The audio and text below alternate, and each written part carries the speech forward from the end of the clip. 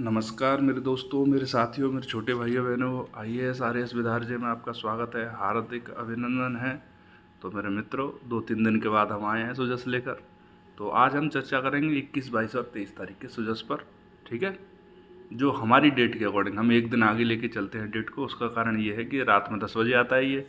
तो एक दिन अगर हम आपको सेम डे भी प्रोवाइड करवाएंगे तो बोलोगे रात में 12 बजे सर कौन पड़ेगा इसको, तो हम मॉर्निंग में इसको प्रोवाइड करवाते हैं आपके लिए। ठीक है, तो एक दिन प्लस करके डेट आती है इसके लिए। ठीक है दोस्तों, तो यदि आपको इसकी पीडीएफ चाहिए तो आप हमारा टेलीग्राम चैनल ज्वाइन कर लो, वहाँ पर पीडीएफ डाल देंगे, वहाँ से पीडीएफ सीधे डाउनलोड करना मेरे मित्रों। तो टेलीग्राम चैनल का भी सेम ही नाम है, IAS RAS विद RJ। आप इसको टेलीग्राम में जाके सर्च करेंगे तो आपको मिल जाएगा। ठीक है, और इसको जाके ज्वाइन कर लें डेली बेस पे पीडीएफ लेने के लिए। तो मेरे मित्रों, इधर उधर की कोई बात नहीं करेंगे, सीधे न्यूज आर्टिकल डिस्कशन की बात करेंगे, क्योंकि आज 21, 22 और 23 तीन जो बुलेटिन हैं उनकी हम चर्चा करेंगे। और चर्चा में कोई जल्दबाजी नहीं करेंगे, आराम आराम से जो चीज़ समझते थे उसी तरह से समझेंगे, उसी तरह से डिस्कशन करेंगे। ठीक है दोस्तों, और आपके एग्ज़ाम वाली कोई भी चीज़ हम नहीं छोड़ेंगे। तो मेरे मित्रों, सीधे चलते हैं न्यूज आर्टिकल डिस्कशन पर। तो देखो दोस्तों, राजस्थान सरकार ने न्यूनतम आय गारंटी विधेयक 2023 क्या किया है, पास कर दिया है ध्वनि मत से। ठीक है, न्यूनतम आय मतलब प्रत्येक व्यक्ति को एक निश्चित न्यूनतम आय वार्षिक रूप से प्रदान की जाएगी। इससे कम आय प्रदान मतलब इससे कम, मान लो गवर्नमेंट ने रख दिया कि इसको वार्षिक रूप से 10 रुपये दिए जाएंगे, तो ये उसकी गारंटी होगी कि हम 10 तो देंगे ही देंगे इसको, चाहे हम किसी भी तरह से दें, चाहे पेंशन योजना के माध्यम से दें, चाहे इसको किसी भी मनरेगा में, दूसरे किसी तरह की योजनाओं में नियोजित करके काम करवा के दें, बेरोजगारी भत्ते के रूप में दें, या किसी दूसरे रूप में और प्रदान करें, लेकिन हम न्यूनतम आय तो इसको हम प्रदान करेंगे। न्यूनतम आय कितनी होगी ये निश्चित नहीं है, लेकिन न्यूनतम आय प्रोवाइड करवाएंगे ही करवाएंगे। प्रति व्यक्ति के लिए उस न्यूनतम आय अलग अलग होगी। ठीक है मेरे मित्रों, तो प्रदेश में सभी परिवारों को न्यूनतम आय की गारंटी प्रदान की गई है। और ऐसा हमारे DPSP के अंदर भी है, आर्टिकल आई थिंक 41 या 42 है, कि आप देख लेना एक बार जाके, या तो 41 है या फिर 42 है, बहुत पुराना पड़ा है तो याद नहीं रहा, लेकिन है इसमें न्यूनतम आय की, न्यूनतम निर्वाह मजदूरी की गारंटी दी गई है प्रत्येक व्यक्ति को। ठीक है मेरे मित्रों, तो उस चीज़ को ध्यान में रख के गवर्नमेंट ने इसको, जो राजस्थान सरकार लेकर आई है। तो देखो दोस्तों, राजस्थान जो है वो देश का पहला प्रदेश है जिसमें इस तरह का कोई भी अधिनियम पारित हुआ है। ठीक है मेरे मित्रों, तो अपन देख लेते हैं कि इसके प्रोविज़न क्या क्या है। तो मेरे मित्रों, राजस्थान देश में पहला प्रदेश होगा जहां राज्य सरकार सभी परिवारों को न्यूनतम आमदनी की कानूनी गारंटी देगी। ठीक है मेरे मित्रों, और इसके लिए राजस्थान न्यूनतम आय गारंटी विधेयक 2023 क्या किया गया है, प्रस्तुत किया गया है। ये जिस दिन हम इस बुलेटिन को पढ़ रहे हैं उस दिन प्रस्तुत हुआ था, अगले वाले दिन पास हुआ था, लेकिन सेम प्रोविजंस हैं, पास हो गया है, बस वो इतना सा अंतर आया है। ठीक है दोस्तों, तो विधेयक में राज्य के सभी लोगों के लिए सामाजिक सुरक्षा की गारंटी के लिए संवैधानिक उपाय प्रस्तावित किए गए हैं। ठीक है दोस्तों, प्रस्तावित कानून के तहत राज्य सरकार द्वारा संचालित इंदिरा गांधी शहरी रोजगार गारंटी योजना के साथ साथ मुख्यमंत्री ग्रामीण रोजगार गारंटी योजना सहित सामाजिक सुरक्षा पेंशन योजनाएं लाई जाएंगी। मैंने आपसे कहा था कि न्यूनतम मजदूरी उनको दी जाएगी, न्यूनतम जो निर्वाह मजदूरी है या फिर न्यूनतम जो आय है वो प्रति व्यक्ति तक पहुंचाई जाएगी, चाहे वो किसी भी तरीके से पहुंचाई जाए, चाहे पेंशन योजनाओं के माध्यम से पहुंचाई जाए, चाहे बेरोजगारी भत्ते के माध्यम से पहुंचाई जाए, चाहे दूसरे किसी विधि के द्वारा पहुंचाई जाए, लेकिन पहुंचाई जाएगी। ठीक है दोस्तों, तो राज्य सरकार न्यूनतम आय की गारंटी के लिए पात्र परिवारों को शहरी क्षेत्रों में शहरी रोजगार गारंटी योजना 125 दिन तक, और ग्रामीण क्षेत्रों में ग्रामीण रोजगार गारंटी योजना 125 दिनों के माध्यम से रोजगार उपलब्ध करवाएगी। मतलब ग्रामीण और शहरी क्षेत्रों में जो रोजगार के माध्यम से जो न्यूनतम आय है वो 125 दिन और 125 दिन की होगी। ठीक है दोस्तों, वृद्धावस्था, विशेष योग्यजन, विधवा और एक महिला के पात्र व्यक्तियों को एक महिला प्रत्यक्षता होना चाहिए, यहाँ पर मिस प्रिंट कर गए हैं ये लोग, ठीक है। न्यूनतम गारंटी देनी होगी। अन्य योजनाओं के लाभार्थियों को भी किसी भी आधार पर न्यूनतम आय की गारंटी से वंचित नहीं किया जाएगा। परिवार के वयस्क सदस्य द्वारा रोजगार गारंटी योजनाओं के तहत रोजगार के लिए आवेदन पर 15 दिन में रोजगार दिया जाएगा। ऐसा तो मतलब मनरेगा के अंदर भी है मेरे मित्रों, ठीक है दोस्तों। और निर्धारित अवधि में रोजगार नहीं मिलने पर बेरोजगार भत्ते का अधिकार उपलब्ध होगा। सामाजिक सुरक्षा पेंशन के लाभार्थी वर्ष 2024-25 से प्रत्येक वित्त वर्ष में पेंशन राशि में 15% वृद्धि के हकदार होंगे। मतलब 50% जो 15% की वृद्धि है वो प्रति वर्ष इंक्रीमेंट लगेगा एक तरह से। मान लो हर 100 रुपये पर 15 रुपये बढ़ेंगे प्रति वर्ष 2024-25 से। मतलब 24-25 से जब गहलोत जी की गवर्नमेंट नहीं होगी सीधी बात है। बाकी सारी चीज़ें ठीक है, लेकिन इस तरह के जो कल्याणकारी या क्रांतिकारी जो भी अधिनियम हैं वो कोई भी गवर्नमेंट अपने पहले वर्ष में पारित क्यों नहीं करती है? क्योंकि गवर्नमेंट को पता है ये वर्डन है, ये 5 साल तक गवर्नमेंट इसको नहीं झेल पाएगी। अब गहलोत जी सिर्फ आने वाली गवर्नमेंट के लिए गड्ढे खोद रहे हैं, उससे ज़्यादा कुछ नहीं कर रहे हैं, ठीक है मेरे मित्रों। अब कई लोग बोलेंगे सर लोगों को यदि रोजगार की गारंटी मिल रही है तो ये तो अच्छी बात है, इसमें क्या दिक्कत है? लोगों को रोजगार की गारंटी मिले इसमें कोई दिक्कत नहीं है, लेकिन लोगों को रोजगार की गारंटी मिलने की सिर्फ बातें ही बातें हों उसमें दिक्कत है। तो ये सिर्फ गहलोत जी के द्वारा बातें की जा रही हैं, और दूसरा जो आएगा उसके लिए कुआं खोदा जा रहा है। क्योंकि किसी भी राज्य सरकार, किसी भी देश के पास उतने संसाधन नहीं होते हैं कि न्यूनतम आय प्रोवाइड आप करवाओ हर व्यक्ति को। भाई जो व्यक्ति है जितना काम करेगा उसको उतनी ही आय दी जा सकती है। उसके लिए फिक्स नहीं किया जा सकता कि इससे कम तुम्हें मिलेगी नहीं, इतनी तो मिलेगी ही मिलेगी। भाई आप कोई परीक्षा देते हो तो उसमें फिक्स थोड़ी होता है कि आपको 30% मार्क्स तो एग्जामिनर देगा ही देगा, चाहे आप कुछ लिखो चाहे मत लिखो। ऐसा कैसे हो सकता है? ठीक है मेरे मित्रों, पर चलो ठीक है, अपना काम है पढ़ना, एग्जाम में आए तो छापना, फिलहाल तो यही है। बाकी जब आप RAS बनो, नीति निर्धारक बनो, तो आप परिवर्तन लेकर आना। तो मेरे मित्रों यह वृद्धि 2 किस्तों में जुलाई में 5% और जनवरी में 10% के अकॉर्डिंग की जाएगी, हिसाब से की जाएगी। न्यूनतम आय की गारंटी कानून के प्रभावी क्रियान्वयन के लिए मुख्य सचिव की अध्यक्षता में सलाहकार बोर्ड का भी गठन किया जाएगा। बोर्ड कानून के नियमों इत्यादि की क्या करेगा? नियमित मॉनिटरिंग करेगा और उन पर पुनर्विचार करेगा। सलाहकार बोर्ड में सचिव सदस्य के रूप में शामिल होंगे। कानून के क्रियान्वयन से संबंधित शिकायतों के निवारण के लिए विशेष व्यवस्था विकसित की जाएगी। ठीक है मेरे मित्रों, तो यहाँ पर मेंस का प्रश्न बनेगा जिसमें आपसे सीधा पूछ लिया जाएगा कि राजस्थान न्यूनतम आय गारंटी विधेयक 2023 के बारे में चर्चा करें।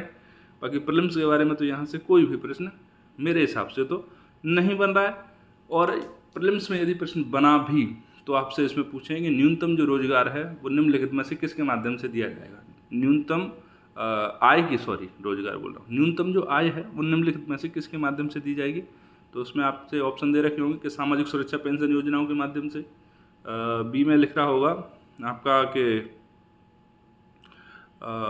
बेरोजगारी भत्तों के माध्यम से, फिर लिख रहा होगा कि न्यूनतम रोजगार उपलब्ध करवा कर। तो इस तरह से चीज़ें लिख रही होंगी, ठीक है।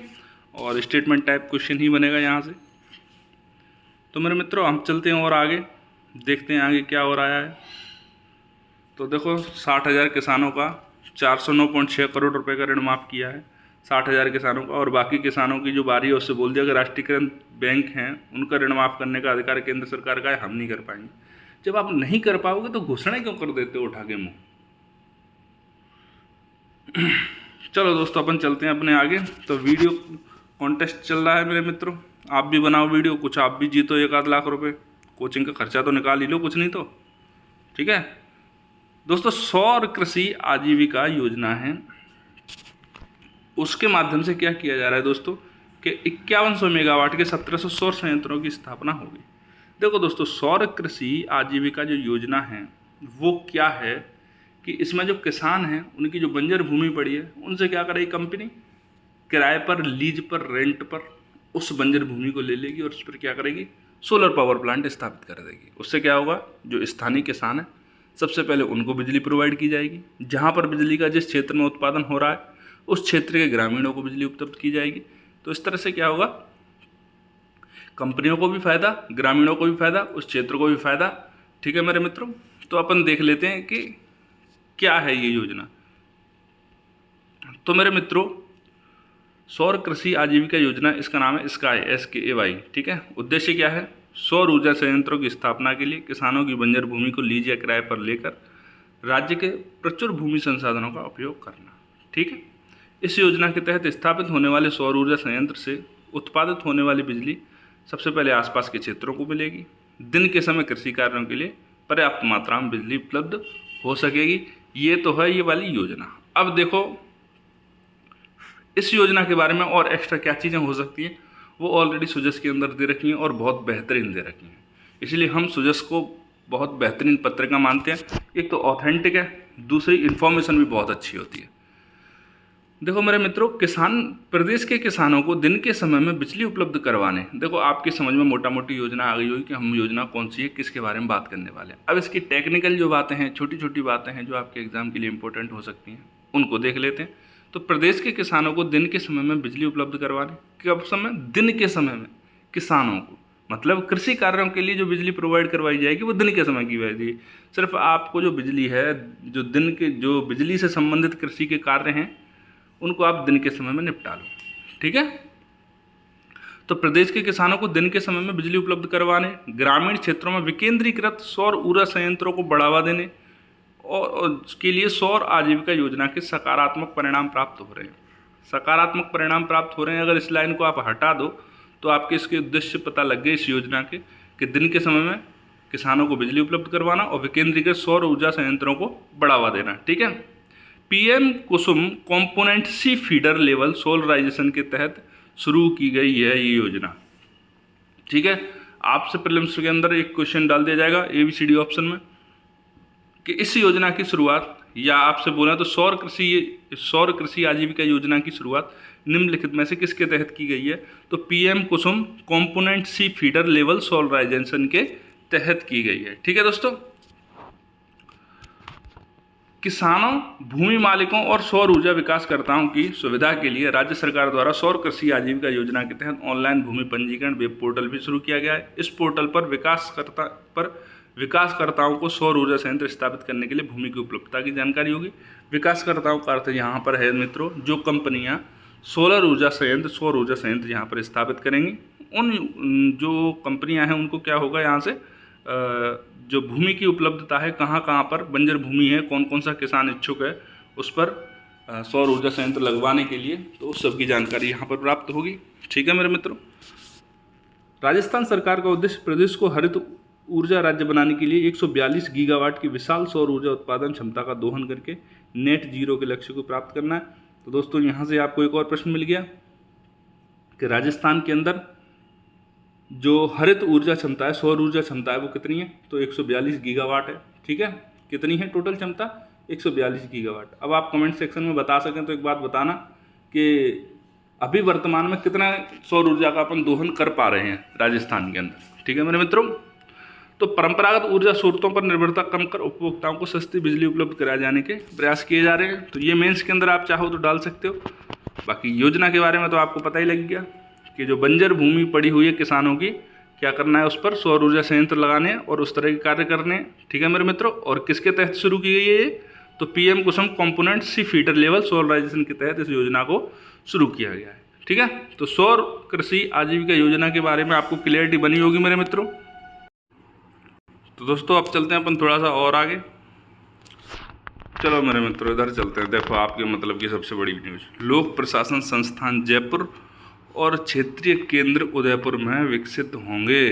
देखो दोस्तों, राज्य सरकार हरिश्चंद्र माथुर राजस्थान राज्य लोक प्रशासन संस्थान जयपुर और क्षेत्रीय प्रशिक्षण केंद्र RTC उदयपुर में विभिन्न विकास कार्य करवाएगी। ठीक है, तो यहाँ पर इसको बताने का मेरा सिरा इतना सा मतलब था कि आपसे पूछ लिया जाएगा कि लोक प्रशासन का जो मतलब हरिश्चंद्र माथुर राजस्थान लोक प्रशासन संस्थान निम्नलिखित में से कहाँ पर स्थित है।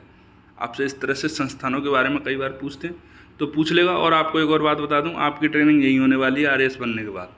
ठीक है, जो बच्चे RAS क्वालिफाई करेंगे ट्रेनिंग करने के लिए यहीं जाएंगे, और जो नहीं करेंगे वो दोबारा से कोचिंगों में जाएंगे, बसों में धक्का खाएंगे। अब आप देख लो, आपकी मर्जी, आप क्या करना चाहते हो। दोस्तों इधर एक न्यूज़ आई है ईसरदा बांध को लेकर कि ईसरदा बांध का काम प्राथमिकता से होगा, ये बोल रहे हैं। ठीक है, तो वर्तमान में इस बांध का जो करीब 63% कार्य है वो पूर्ण कर लिया गया है और परियोजना को अगस्त 2024 तक पूर्ण करने जाने का प्रस्ताव है।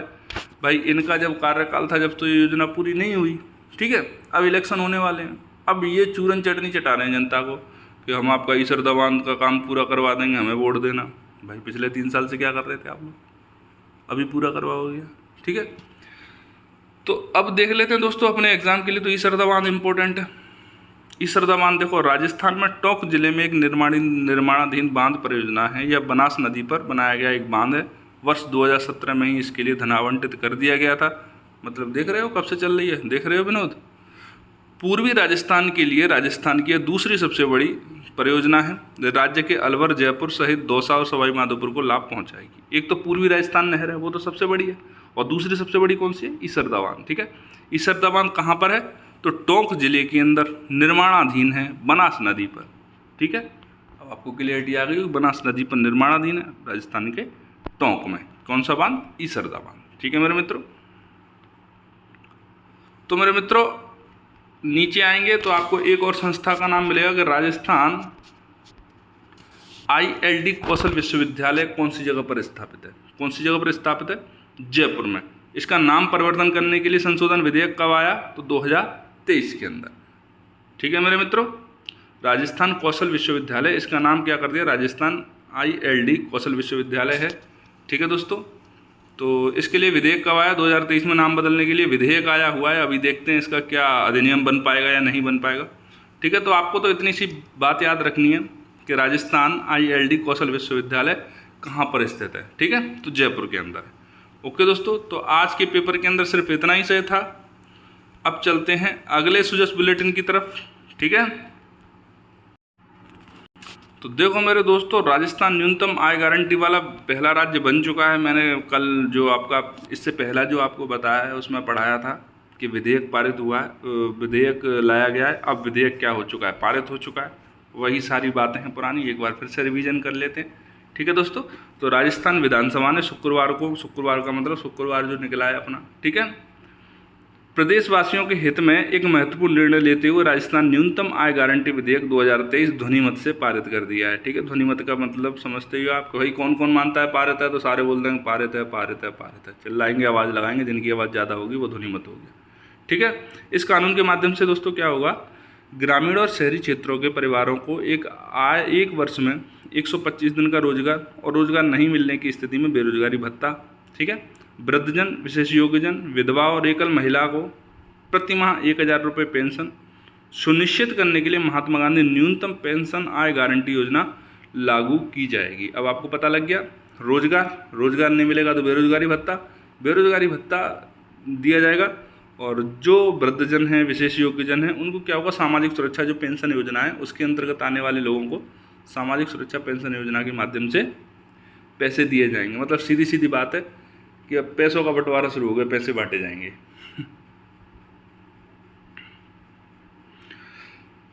कानून के माध्यम से सामाजिक सुरक्षा की गारंटी देने वाला राजस्थान देश का पहला राज्य है। प्रदेश के सभी ग्रामीण और शहरी परिवार इस योजना के दायरे में लाभ प्राप्त कर सकेंगे। इस बेमिसाल और ऐतिहासिक कानून, ठीक है दोस्तों, इस बेमिसाल और ऐतिहासिक कानून से आमजन को महंगाई से राहत मिलेगी। अधिनियम ये बोल रहे हैं महंगाई से राहत मिलेगी, मैं कह रहा हूँ महंगाई और बढ़ जाएगी। महंगाई इस तरह से बढ़ जाएगी मित्रों कि जब लोगों के पास पैसा पहुँचेगा बैठे बैठाई। देखो मेहनत करके काम करके क्या होता है कि जितना आप पैसा कमाते हो उतनी प्रोडक्टिविटी देते हो आप देश को, मार्केट को, तो जितना पैसा आपकी जेब में आता है उतने उस अनुपात में देश का प्रोडक्शन भी बढ़ता है। जब प्रोडक्शन और पैसा दोनों एक साथ बढ़ते हैं तो मुद्रास्फीति उतनी स्पीड से नहीं बढ़ती। मुद्रास्फीति वैसे रुक नहीं सकती, मुद्रास्फीति बढ़ेगी ही बढ़ेगी। एक विकासशील देश की या विकास के क्रम में चलने वाले देश की, या यदि किसी देश के अंदर विकास हो रहा है तो मुद्रास्फीति बढ़ेगी ही बढ़ेगी, उसको कोई नहीं रोक सकता। इकोनॉमिक्स का सिद्धांत है मुद्रास्फीति इज डायरेक्टली प्रोपोर्शनल टू रोजगार। यदि आपको रोजगार बढ़ाना है तो मुद्रास्फीति बढ़ेगी ही बढ़ेगी। ठीक है मेरे मित्रों, आप रोज़गार बढ़ाना बंद कर दो, रोक दो सारी चीज़ों को, मुद्रास्फीति रुक जाएगी। क्योंकि रोज़गार बढ़ेगा, लोगों की जेब में पैसा आएगा, लोगों की जेब में पैसा आएगा तो डिमांड बढ़ेगी, डिमांड बढ़ेगी तो थोड़ी बहुत मुद्रास्फीति भी आपकी बढ़ेगी ही बढ़ेगी। ठीक है, तो आप कभी ये सोच के बैठे हो कि महंगाई नहीं बढ़ेगी, किसी को भी ले आओ पीएम, किसी को भी ले आओ सीएम, मुद्रास्फीति बढ़ेगी ही बढ़ेगी। वो स्वाभाविक नेचर है विज्ञान बाजार का। ठीक है मेरे मित्रों, तो इस अधिनियम के लागू होने पर ग्रामीण परिवारों को महात्मा गांधी नरेगा योजना के तहत 100 दिन का रोजगार पूरा करने के बाद 25 दिन का अतिरिक्त रोजगार जो है वो मुख्यमंत्री ग्रामीण रोजगार गारंटी योजना के तहत प्राप्त हो सकेगा। ठीक है दोस्तों, मतलब मनरेगा में 100, फिर उसके अलावा 25 जो अतिरिक्त दिन हैं वो मुख्यमंत्री जी के द्वारा प्रदान किए जाएंगे। किसके माध्यम से? तो मुख्यमंत्री ग्रामीण रोजगार गारंटी योजना के माध्यम से। ठीक है मेरे मित्रों, शहरी परिवारों को भी 125 दिन का गारंटी शुदा काम मिलेगा। ठीक है मेरे मित्रों, आगे आप देख लो, राज्य में वृद्धजन, विशेष योग्यजन, विधवा, एकल महिला को प्रतिमाह न्यूनतम पेंशन मिलेगी और पेंशन राशि में 15% का स्वतः वृद्धि प्रावधान भी है। प्रतिवर्ष 15% के माध्यम से 15% प्रति वर्ष के हिसाब से वृद्धि होती रहेगी। पेंशन 1000 रुपये की आधार राशि पर यह वृद्धि हर वर्ष जुलाई में 5% और जनवरी में 10% से वृद्धि की जाएगी। कानून लागू होने के बाद ये प्रावधान जनता को अधिकार के रूप में प्राप्त हो जाएंगे। ठीक है दोस्तों, तो इधर देख लो एक और चीज़, आपके साथ मजाक कर रहे हैं देखो कि पेपर लीक नकल माफिया के खिलाफ कड़ा कानून।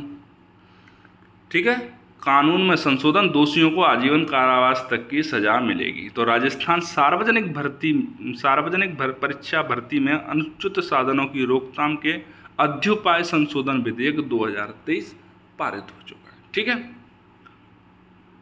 प्रस्तावित संशोधन के अनुसार भर्ती परीक्षाओं में पेपर लीक, षड्यंत्र अथवा अनुसूचित साधनों में लिप्त व्यक्ति अथवा गिरोह के सदस्यों को न्यूनतम 10 वर्ष के आजीवन कारावास की सजा का प्रावधान है। वर्तमान कानून में इस अपराध के लिए न्यूनतम 5 वर्ष से 10 वर्ष तक के कारावास का प्रावधान है। ऐसे अपराधियों के लिए जुर्माना राशि के लिए न्यूनतम 10 लाख रुपए से 10 करोड़ रुपए तक का दंड का भी प्रावधान है। प्रदेश में परीक्षाओं में अनुचित साधनों के प्रयोग से संबंधित अपराध संगठित माफियाओं द्वारा किए जा रहे हैं, ये बोल रही है हमारी सरकार। संगठित माफियाओं के द्वारा नहीं किए जा रहे, आपके उन अधिकारियों और मंत्रियों के द्वारा किए जा रहे हैं जिनको इलेक्शन के लिए पैसा चाहिए बच्चों से। ठीक है, और बच्चों की ज़िंदगी हो जाए चाहे खराब। आप कितना भला करने वाले हो लोगों का, ये तो हमारे यहाँ एक कहावत है, पूत के मुँह पालना में दिख जाए, तो वो दिख रहे हैं आपके कि आप बच्चों का कितना भला करने वाले हो। मेरे अकॉर्डिंग तो जिस संस्था के अंतर्गत ये जो एग्ज़ाम्स होते हैं, यदि कोई भी पेपर लीक हो तो जितने लोग हैं उस संस्था के अंदर वर्तमान में जो उस पेपर से कनेक्टेड हैं डायरेक्टली और इनडायरेक्टली, सबको सस्पेंड करके उन पर आजीवन बैन लगा देना चाहिए कि वो कहीं पर भी काम नहीं कर पाएँ। जब भूखों मरेंगे, जब समझ में आएगी कि किसी बच्चे की ज़िंदगी से खिलवाड़ करने का क्या मतलब होता है।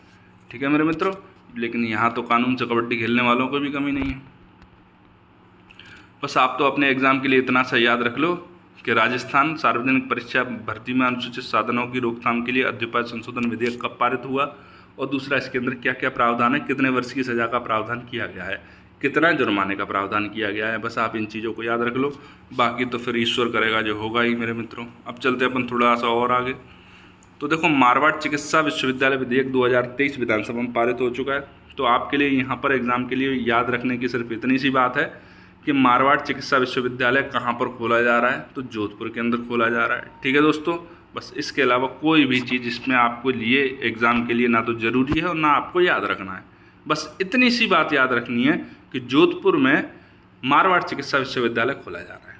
तो मारवाड़ चिकित्सा विश्वविद्यालय की स्थापना कहाँ की जा रही है? जोधपुर के अंदर। देखो, इधर भी वीडियो कांस्टेंट में लोग जीत रहे हैं कॉन्टेस्ट में, आपको भी जीतना चाहिए भैया, जीत लो। कुछ नहीं तो भागते भूत की लंगोटी से ही 1 लाख रुपया ही जीत लो। ठीक है दोस्तों, तो इधर देखो, राज्य का दूसरा पशु चिकित्सा एवं पशु विज्ञान विश्वविद्यालय जोबनेर में खोला जा रहा है। इसके लिए आप विधेयक भी लेकर आ चुके हैं, अधिनियम पारित हो चुका है। तो दोस्तों, जब दूसरा जोबनेर जयपुर के अंदर खोला जा रहा है तो पहला कहाँ है? तो बीकानेर में। तो बीकानेर में स्थित पशु चिकित्सा एवं पशु विज्ञान विश्वविद्यालय के अधिकार क्षेत्र में 16 और जोबनेर में स्थापित होने वाले नए विश्वविद्यालय में 17 जिले इसके अंडर में कवर होंगे। ठीक है दोस्तों, तो 17 जिलों के अंदर आने वाले जो कॉलेजेस हैं वो होंगे जोबनेर में, और 16 जिलों के अंतर्गत आने वाले जो कॉलेजेस हैं पशु चिकित्सा से संबंधित वो होंगे बीकानेर के अंडर में। इससे क्या होगा, बीकानेर विश्वविद्यालय का थोड़ा सा वर्डन कम होगा तो एफिशिएंसी अच्छी होगी। उम्मीद करो और प्रार्थना करो ईश्वर से कि जिस काम के लिए विधेयक लाया गया है वही हो, एफिशिएंसी कम हो ना हो, आप लोगों का काम थोड़ा सा आसान हो जाए, जो आप चक्कर लगाते रहते हो यूनिवर्सिटीज़ की, अगर कोई दिक्कत आ जाए तो मेरे मित्रों इधर गहलोत जी ट्वीट कर रहे हैं कि जो भूकंप के तेज झटके महसूस हुए हैं जयपुर के अंदर, कोई जान माल की हानि नहीं हुई है। तो मेरे मित्रों थोड़ा सा ध्यान रखना अपना, जो जयपुर में रहने वाले मेरे मित्र हैं, मेरे छोटे भाई बहन हैं, ठीक है। तो इस वाले न्यूज़पेपर के अंदर इतना सा ही था, उसके अलावा कोई आपके एग्ज़ाम के लिए ज़रूरी न्यूज़ नहीं थी, होती तो मैं उसको ज़रूर करवाता। तो इस वाले में न्यूनतम जो राजस्थान न्यूनतम आय गारंटी विधेयक 2023 और जो नकल माफियाओं के खिलाफ जो संशोधित विधेयक 2023 पारित हुआ है वो 2 चीज़ें, और तीसरी चीज़ आपकी जोधपुर में मारवाड़ चिकित्सा विश्वविद्यालय खोला जा रहा है, और चौथी न्यूज़ आपकी कि जोबनेर के अंदर नया पशु चिकित्सा एवं पशु विज्ञान विश्वविद्यालय खोला जा रहा है जोबनेर के अंदर। तो पहला कौन सी जगह पर है, जब दूसरा जोबनेर के अंदर खोला जा रहा है तो पहला है आपका बीकानेर के अंदर, ठीक है दोस्तों। तो इस वाले न्यूज़पेपर से आपको वही 4-5 न्यूज़ें मिलती हैं, कोशिश करना रटने की, बाकी मैं इसकी PDF आपको दे दूंगा, ठीक है मेरे मित्रों। तो अब चलते हैं अगले न्यूज़ पर। तो दोस्तों स्वागत है आपका अगले न्यूज़ सुजस बुलेटिन में। तो आज हम 3 कर रहे हैं, तो ये तीसरे नंबर का है। कुछ नहीं है ज़्यादा, 3, 4, 5 न्यूज़ ही होती हैं जो आपके एग्ज़ाम के लिए इंपॉर्टेंट होती हैं, आप चाहे किसी भी एग्ज़ाम की तैयारी कर रहे हो, ठीक है मेरे मित्रों। तो महात्मा गांधी न्यूनतम आय गारंटी योजना ये तीसरी में भी लगातार आई है, तो आपके समझ में आ गई होगी 2 बार में ही। तो अधिकार आधारित कानून लागू करने में राजस्थान अग्रणी है, ये स्वयं गहलोत जी बोल रहे हैं, ठीक है, किसी और के बोलने की ज़रूरत नहीं है, गहलोत जी स्वयं ही बोल रहे हैं, ठीक है। तो आपके एग्ज़ाम के लिए कोई इसमें ऐसी कोई बहुत बड़ी बात नहीं करी गई, वही चीज़ की जो हम पिछले 2 बार से पढ़ रहे हैं। 125 दिन रोजगार गारंटी, 100 दिन प्लस 25 दिन शहरों में इंदिरा गांधी, ठीक है। दिव्यांग बुजुर्ग पेंशनधारियों को 15% बढ़ोतरी, वो सारी चीज़ें वही हैं जो कि अभी अपन पिछले 2 बार पढ़ चुके हैं, इसीलिए इसमें आपको पढ़ने की इसको ज़रूरत नहीं है। अपन सीधा आगे चलेंगे, जो ऐसी चीज़ नहीं होंगी उनको ही करेंगे। तो झुंझुनू के सुरपुरा में सामुदायिक भवन का निर्माण हो रहा है, होने दो, अपन का क्या मतलब। लाभार्थी उत्सव, मुख्य सचिव की तैयारी में समीक्षा की है मुख्य सचिव ने, चलो बहुत बढ़िया है, अच्छी बात है, ये तो करते रहनी चाहिए। भीलवाड़ा में इनलैंड कंटेनर डिपो दोबारा शुरू होने वाला है, ये आपके एग्जाम के लिए बहुत बहुत बहुत ज़्यादा ज़रूरी है बेटा, इसको रट लेना, ठीक है बच्चों। तो देखो दोस्तों, प्रदेश के उद्योग को बढ़ावा देने एवं पोर्ट तक कंटेनर लॉजिस्टिक सुविधा उपलब्ध कराने के लिए भीलवाड़ा में इनलैंड कंटेनर डिपो को दोबारा शुरू किया गया है। इनलैंड कंटेनर डिपो का अर्थ होता है मेरे मित्रों कि देखो कंटेनर क्या होते हैं, जो बड़े बड़े समुद्र के जहाज़ों में बड़े बड़े लद के जाते हैं, डब्बे से होते हैं, उनके अंदर सामान भरा रहता है, वो कंटेनर होते हैं। इनलैंड का क्या अर्थ है फिर भाई, ठीक है आप बंदरगाहों से भेजते हो, इनलैंड का मतलब है कि जो आसपास के जो औद्योगिक क्षेत्र है वहाँ से इस तरह के कंटेनर लद के आएंगे सीधा और एक जगह पर रख दिए जाएंगे। वो जो उस एक जगह पर जो रखे जाएंगे वो इनलैंड डिपो होती है, मतलब ज़मीन के अंदर डिपो, उसका किसी बंदरगाह से कोई कॉन्टेक्ट नहीं है। फिर वहाँ से क्या होगा, ट्रांसपोर्ट के माध्यम से उनको बंदरगाह तक पहुँचा दिया जाएगा एक ही जगह से। तो इससे क्या होगा कि जो अलग अलग जगहों से इकट्ठा करके अलग अलग जगहों से जाता था जो, तो उसमें जो असुविधा होती थी वो बचेगी। दूसरी बात ये है, ठीक है दोस्तों, कि जो अवैध जो काम होते थे वो भी, उन पर भी थोड़ा सा लगाम लगेगी, नियंत्रण लगेगा, क्योंकि जिस जगह पर इनलैंड कंटेनर डिपो बनाई जा रही है वहाँ पर जब चीज़ें आएंगी तो जांच होके आएंगी कम्प्लीटली, और ट्रांसपोर्ट की जो असुविधा होती है वो भी हट जाएगी, ठीक है। तो कहाँ पर, भीलवाड़ा के अंदर शुरू किया जा रहा है दोबारा से इनलैंड कंटेनर डिपो, मतलब पहले ये यहाँ पर चलता था लेकिन बंद कर दिया गया, ठीक है। कब बंद किया गया मेरे मित्रों, तो वर्ष 2010 से बंद इस ICD के पुनर्संचालन के लिए नवीनीकरण का प्रयास किया जा रहा है, मतलब इसको टेक्निकल भी नवीनीकृत किया जा रहा है। 2010 में इसको बंद कर दिया गया था, मतलब 2010 में बंद किया तो कभी ओपन भी हुआ होगा, ठीक है। तो इससे प्रारंभ में प्रतिमाह 300 से 400 कंटेनर के निर्यात की संभावना है। 3 माह में निर्यात होने वाले कंटेनरों की संख्या 500 से अधिक होने की संभावना है। इस ICD की स्थापना 1989 में की गई थी, वर्ष 2009-10 में कंटेनर निर्यात व्यापार पर्याप्त नहीं होने एवं कस्टम कोस्ट रिकवरी का लगातार व्यवहार बढ़ने के कारण इसको बंद कर दिया गया था। 1 दशक से बंद पड़ा है और अब इस जो डिपो है इसका सुधार करके पुनर्संचालन किया जा रहा है, उसको हरी झंडी दे दी गई है। ठीक है मेरे मित्रों, इधर देखो राजीविका ने उत्पादों की मार्केटिंग और ब्रांडिंग के लिए MOU हस्ताक्षर किया है। तो राजीविका ने महिला स्वयं सहायता समूहों के जो उत्पाद हैं महिलाओं के द्वारा बनाए गए हैं उनकी ब्रांडिंग और मार्केटिंग के लिए जो NGO होते हैं उनके माध्यम से की जाएगी। उनकी ब्रांडिंग वगैरह किसी के माध्यम से की जाएगी? NGO के माध्यम से। अब कौन कौन से NGO हैं जिनके माध्यम से की जाएगी? तो रणवंका बालाजी ट्रस्ट, इब्तदा जन शिक्षा विकास संगठन एवं मंजरी फाउंडेशन स्वयं सहायता समूह के उत्पादों की मार्केटिंग और ब्रांडिंग करेंगे। तो NGOs के नाम भी आपको पता लग गए। ठीक है दोस्तों, इम्पोर्टेंट है लेकिन उतना इम्पोर्टेंट नहीं है, फिर भी आज इस वाले न्यूज़पेपर के अंदर कुछ था ही नहीं। ये 2 न्यूज़ें थी वो मैंने आपको बता दी। तीसरी खुद गहलोत जी ने एक पेज खुद ने भर रखा है कि भाई ये वाला पेज तो मेरा है, चलो बढ़िया है आपका है, तो बाकी हम तो इसी में से काम चला लेंगे। ठीक है मेरे मित्रों, तो इस तरह से आपका 21, 22 और 23 तारीख का सुजस बुलेटिन जो डिस्कशन है वो होता है समाप्त। जो एग्ज़ाम ओरिएंटेड न्यूज़ें थी वो मैंने आपको सीधी बता दी। सीधी बात करिए, नो बकवास करिए। ठीक है मेरे मित्रों, तो और एक और बात जाते जाते, भैया जब मैं किसी सरकार की नीतियों की प्रशंसा करता हूँ या आलोचना करता हूँ तो निष्पक्ष रूप से करता हूँ। ठीक है, तो जो लोग कांग्रेस से जुड़े हों वो तो ये बुरा मत मानना कि भाई हमारे मुख्यमंत्री की ऐसे क्यों से बोल सकते हो। जो भाजपा से जुड़े हो या दूसरी पार्टी से जुड़े हो वो इस चीज़ का बुरा मत मानना कि आप मुख्यमंत्री जी को यशस्वी क्यों बोलते हो। देखो वो हमारे प्रदेश के CM हैं और वो यशस्वी ही रहें, यही हमारी कामना है। बस उस यशस्वी रहने के साथ साथ थोड़ा सा हमारा भी ध्यान रखें। ठीक है मेरे मित्रों, तो मिलते हैं अब आपसे नए न्यूज़ आर्टिकल के डिस्कशन में। यदि आपको न्यूज़ आर्टिकल डिस्कशन अच्छा लगा हो तो चैनल को लाइक शेयर सब्सक्राइब करें। ठीक है मित्रों, मिलते हैं आपसे नई वीडियो में। तब तक के लिए जय हिंद, जय भारत।